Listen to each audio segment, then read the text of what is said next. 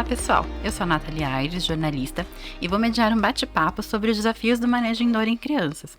Tanto a detecção das dores quanto a escolha da melhor forma de intervenção são repletas de meandros e detalhes a serem levados em conta. Para discutir esse tema, estou aqui com uma mesa de especialistas. Vamos conversar com os coordenadores da pós-graduação em dor pediátrica e intervenção no CETROS.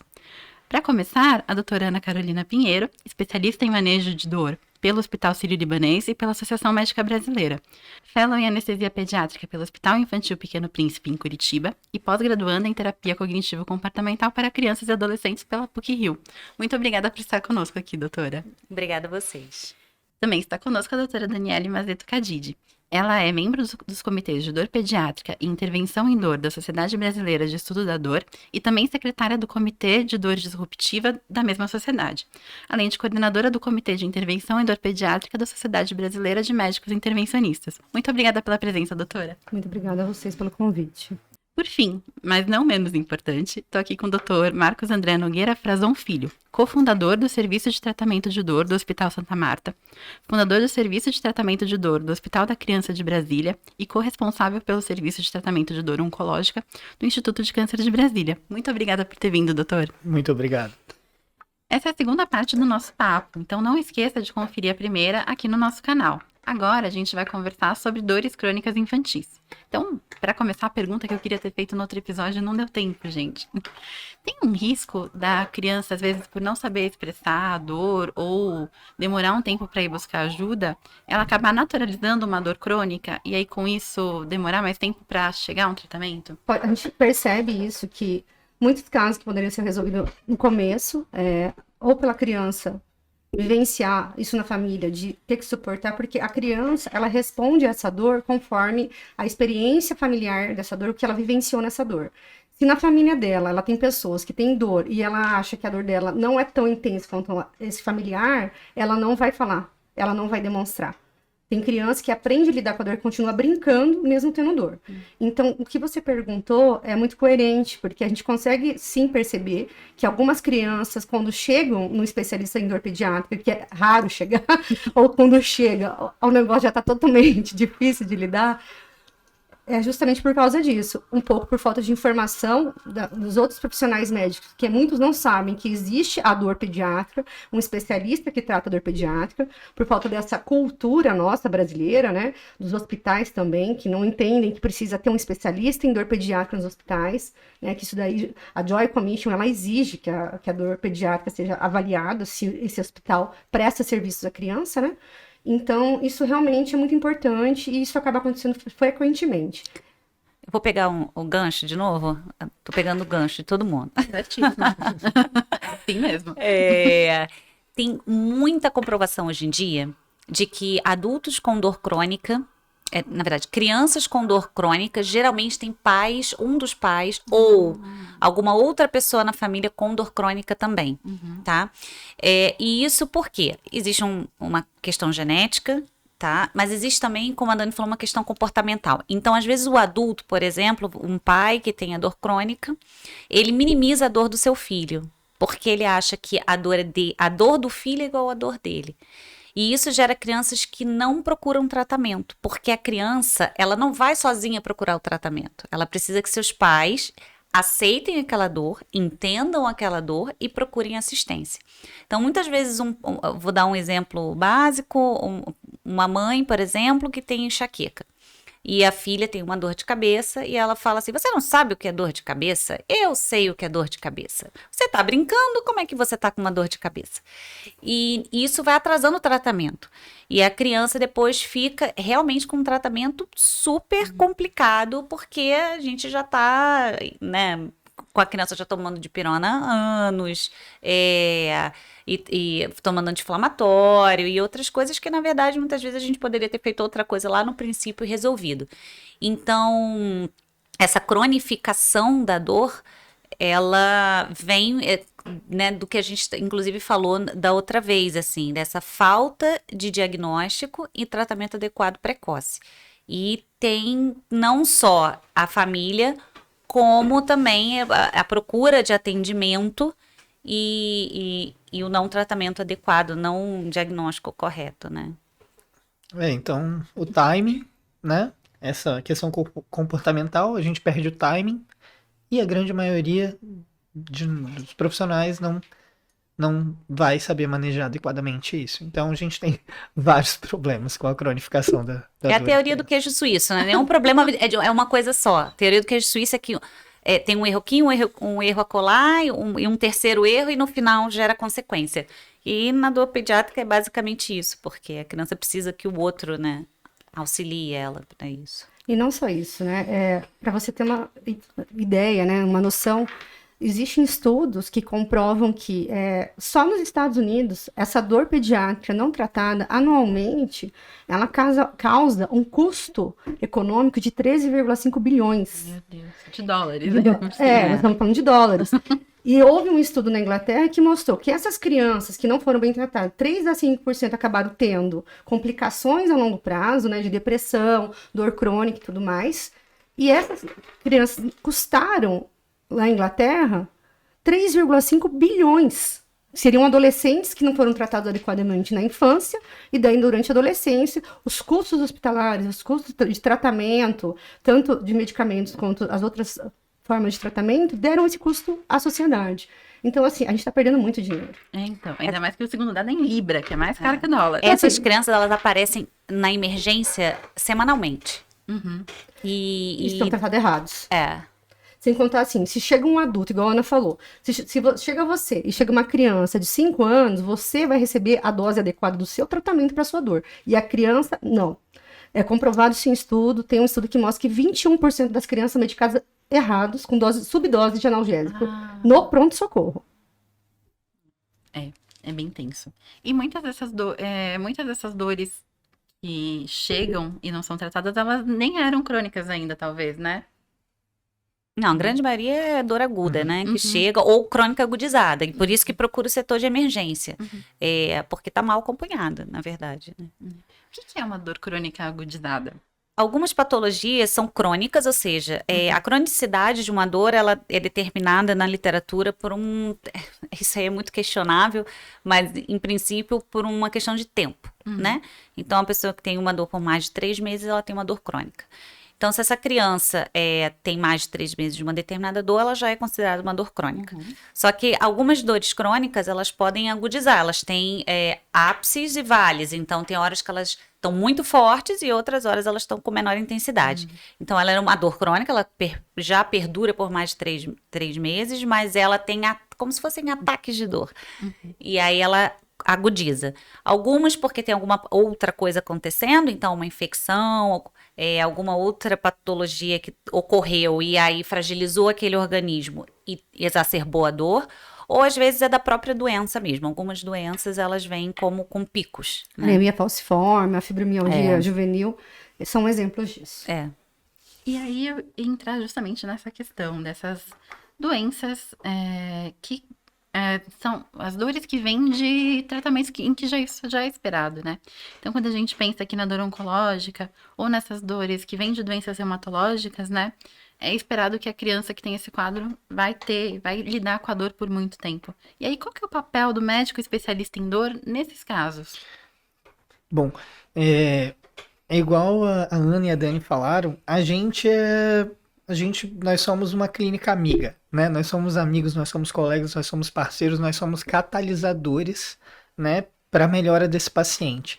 Então, muitas vezes, como a Ana mesmo falou, a pediatria em especial e as especialidades pediátricas, elas já são boas, né, por si só, mas elas têm um limite, né? Então, nós entramos nesse auxílio quando eles têm um quadro de dor complicado ou que eles esperam que esse quadro vá complicar, para a gente já entrar com tratamento precocemente. Muito parecido com os cuidados paliativos também, né? Que o ideal é que a gente comece o acompanhamento desse paciente antes dele ter a sua dor cronificada, ou no caso de uma dor crônica, para que a gente possa fazer o melhor manejo, tanto medicamentoso, quanto não farmacológico, quanto intervencionista. E muitas vezes a gente entra dessa forma, a gente entra nesse auxílio com esses colegas, oncologistas, hematologistas, reumatologistas, a gente trabalha em conjunto com eles para auxiliar com os nossos tratamentos, as nossas terapias, a não cronificação da dor e para tratar as dores crônicas agudizadas. Inclusive, Nathalie, uma coisa que você falou é uma coisa que hoje em dia a gente se pergunta e mudou um pouco a ideia, né? Vou explicar. Assim, algumas coisas, na sua pergunta, algumas coisas a gente espera que tenha dor, né? Então, o paciente tem câncer, se espera que ele tenha dor. O paciente que tem uma doença reumatológica, se espera que ele tenha dor. Sempre se acreditou nisso. E aí alguém um dia virou e falou assim, será que porque eu tenho um câncer eu tenho que ter dor?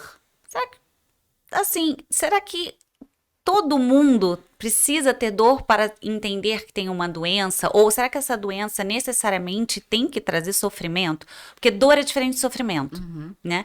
E o que a gente trata é sofrimento. Então, por mais que ele tenha uma dor, mas se ele é funcional e se ele não tem um sofrimento, e cada um tem um sofrimento diferente. E às vezes isso é uma coisa difícil na criança, porque a criança não entende inicialmente o que é sofrimento. Ela não tem o cognitivo ainda para entender o que é sofrimento, mas ela sofre. Ela não entende o que é, mas o sofrimento existe. Então, será que porque ela tem um câncer, ela deve sofrer? Ela pode ter dor, mas e o sofrimento? E a funcionalidade? Ela consegue ir para a escola mesmo? Então, assim, talvez a gente, nessas patologias mais crônicas, a gente não zere a dor da criança, mas a gente deixa ela confortável, né? Então, o conforto é o nosso foco. Assim, é só eu tô aqui confabulando, assim, né? Mas me chamou a atenção a sua pergunta, que foi assim, é realmente uma coisa que todo mundo pensa. Sim. E vamos nos questionar, assim, será que a gente, né, não conseguiria trazer, né, essa criança para na sua doença, para uma situação menos pior, digamos assim. E eu acho que é essa a nossa função também, né? E eu fiquei pensando nisso, porque no outro bate-papo a gente comentou sobre. Às vezes a criança tá brincando, mas ela tá com dor. E aí a gente considera isso talvez uma forma tratável ou não. Então, qual que é esse limite? Acho que a gente não tem, na verdade, né? Mas É muito eu jogo essa individual. pergunta. A gente tem que perguntar para elas, né? Quando elas verbalizam. O tratamento da criança é individualizado, né? E por isso que hoje a gente tem escalas para você aprender a avaliar, escalas com determinadas idades, para determinadas idades e faixa etárias, né? E até para crianças que têm algumas alterações degenerativas, existe uma escala específica para isso dentro da pediatria. Então, isso você vai aprender a interpretar. E uma coisa que eu falo, que o médico de dor pediátrica, a consulta, nossa, começa quando esse paciente abre a porta do consultório. Você vai observar o modo como essa criança está entrando no seu consultório, o modo como ela está andando, o modo como ela se comporta perante os pais, o modo como ela olha para você, o modo como ela se comporta quando você chega perto dela, se ela protege algum membro ou não, se ela se acolhe ou não. Então, é muito você ouvir, ver, né? E somar todo esse conhecimento seu, mais a observação do que está acontecendo, e daí você consegue identificar se essa criança tem ou não. Para isso também, para a criança falar com você, se essa criança soubesse comunicar, você tem que ganhar a confiança dessa criança. Porque muitas das crianças, elas têm trauma de médico, né? Para elas, médico é igual sofrimento. Né? Vou levar uma injeção, né? Ou vou tomar um remédio. Então, você tem que aprender. Eu acho que é isso que fascina na dor pediátrica.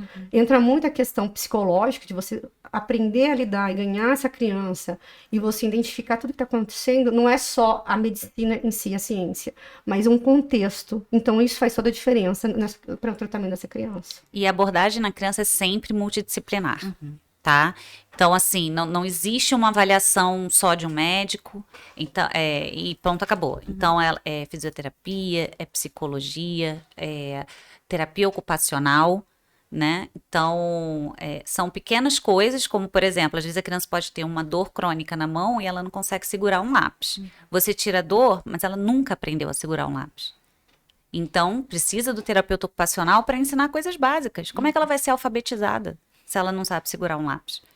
Então, assim, é multidisciplinar, né? Então, a gente avalia o comportamento, a gente avalia a função, avalia várias coisas para ver qual é o impacto. Porque se não tem impacto na vida da pessoa, como você falou, ela tá brincando, tudo bem, ela tem dor. Ali ela não tá sendo funcionalmente afetada. Mas com certeza, se você conversar na escola com o pai, com não sei o que, fizer uma avaliação mais global, você vai ver que em algum momento isso afeta a vida dela e diminui a funcionalidade dela. Entendi. E normalmente, quando a gente pensa numa criança que tem uma dor crônica relacionada a um quadro, como que vai ser esse tratamento? Então, vai ter um tratamento mais focado no sintoma e um tratamento mais focado no problema base, é isso? Bom, muitas vezes a gente não trata também só um sintoma, a gente trata o sintoma e os outros níveis de sofrimento, né? A gente chama de dimensões do sofrimento. A dor é um nível, né? É um tipo de dimensão, né? Desse sofrimento. O sofrimento físico, sofrimento psíquico, o sofrimento social, sociocultural e, em algumas culturas, o sofrimento espiritual, né? Então, a gente vai tentar abordar as diferentes facetas desse sofrimento. Muitas vezes o meu paciente não dorme, né? Bem. Muitas vezes o meu paciente tem um desconforto abdominal, as medicações que a gente passa às vezes causam constipação.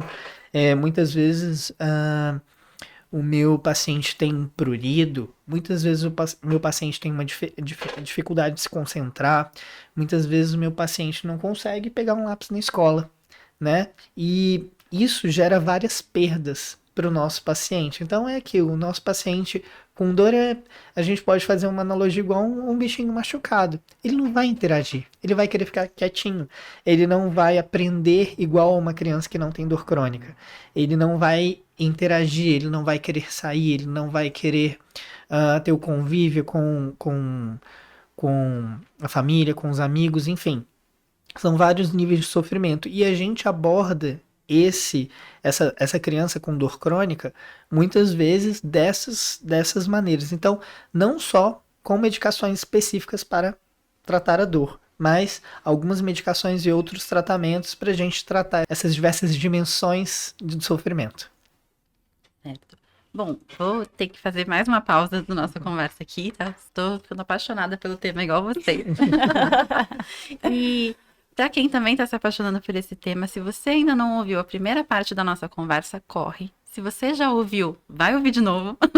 Aproveita para já pegar o embalo desse papo e se inscreve aqui no nosso canal, no Spotify, no Google Podcast e tudo mais, para poder receber a notificação do próximo. Então, até lá.